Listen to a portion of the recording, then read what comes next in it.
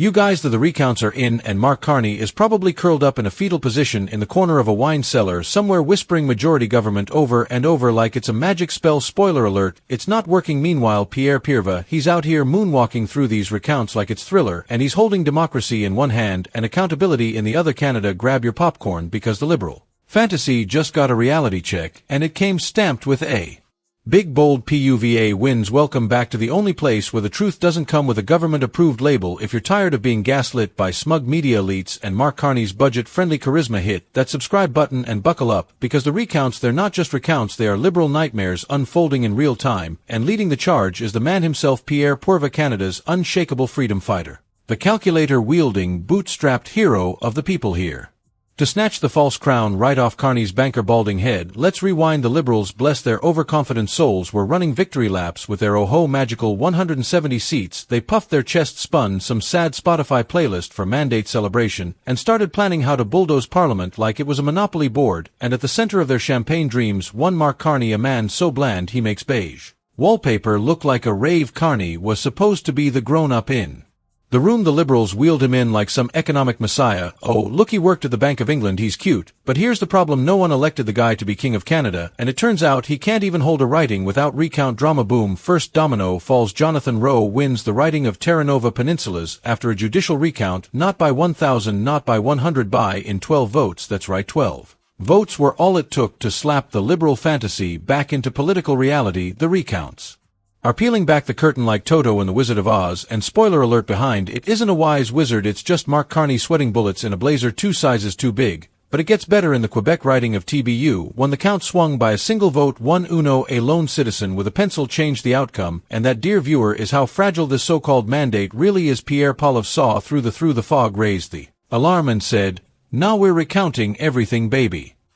And thank goodness he did, because as the dust clears, guess who's standing tall with the receipts in hand? That's right, Pierre, cool, composed, and correcting the liberal narrative, one writing at a time. Meanwhile, back at Liberal HQ, the mood is, let's just say, nervous breakdown with a splash of Chardonnay. Mark Carney, who once strutted like he was the second coming of Churchill, is now dodging questions, ghosting Parliament, and offering less transparency than a fogged-up bathroom mirror. Seriously, the man is hiding from question period like it's a high school math test he didn't study for. We're witnessing a masterclass in leadership, if your masterclass is titled How to Panic Gracefully While the Floor Collapses Beneath You. And can we talk about the absurdity of the media coverage, or should I say lack thereof? Where's the CNN-style countdown clock? Where's CBC with the somber tones and serious eyebrows? Oh right, they're too busy pretending this never happened. Nothing to see here, folks. Move along. If the roles were reversed and conservatives were flipping liberal wins by 1 vote, the CBC would be declaring the end times with a holographic map and flashing lights. But guess what? Canadians aren't blind. We see the truth. The system isn't broken, it's being fixed by recounts. Pierre Poilievre demanded recounts that show us which ballots were ignored, which writings were miscounted, and which liberal victories were more fiction than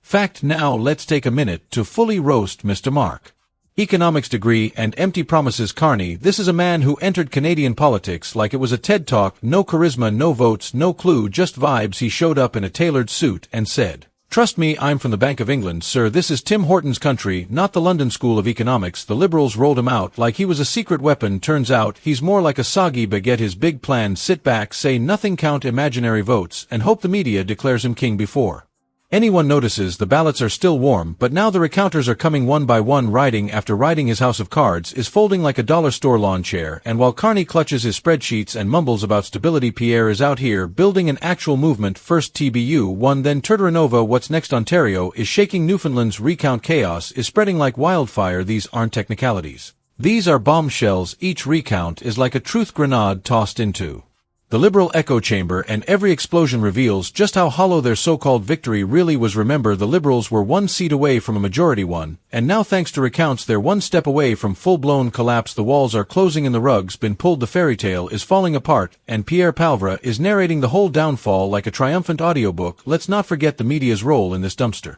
fire when the Liberals looked like they were sweeping Parliament. The legacy press was doing cartwheels on camera, but now that recounts are flipping seats, crickets, ghost town, they've gone so quiet you'd think someone pulled their power cords. It's not journalism, it's cheerleading in disguise, and we're not playing along. Canadians are tired of being spoon-fed sanitized spin while democracy bleeds out behind closed doors. We want every vote counted, every close race recounted, every liberal fantasy dismantled brick by shaky brick. And while Carney Flails Pierre shines, he's not out here whining, he's demanding answers, he's saying what every average Canadian is thinking: if one vote can flip a seat, then every seat deserves a second look. That's not a threat to democracy, that is in democracy. Pierre Poilievre isn't afraid of the truth, he's dragging it out into the light with both hands, dusting it off, and planting it like a flag. This isn't politics as usual, this is a movement, this is history in the making, and if the Liberals can't handle it, well, maybe they should have campaigned harder. Instead of measuring drapes for an office, they never truly won. So where does that leave us? Simple: the Liberal majority fantasy is dead. Mark Carney's credibility is toast. The media's mask is slipping, and Pierre Poilievre,